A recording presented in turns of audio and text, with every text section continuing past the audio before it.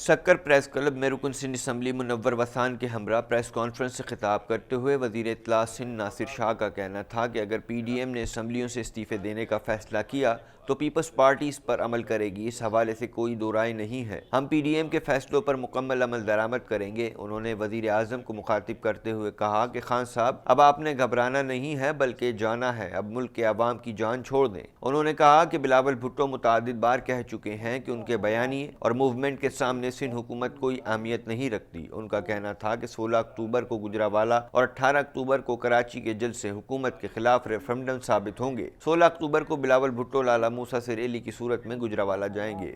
سندھ کے وزیر اطلاع سید ناصر حسین شاہ نے دعویٰ کیا کہ بہت جلد یا تو عمران خان خود چلے جائیں گے یا پھر صدر کو اسمبلیاں توڑنے کی سفارش کریں گے۔ ان کا کہنا تھا کہ ہمارا مطالبہ ہے کہ وفاقی حکومت اسے واپس لے۔ ہم نے اس کے خلاف ہر فورم پر آواز اٹھائی ہے، سندھ اسمبلی میں بھی اس کے خلاف قرارداد لائیں گے۔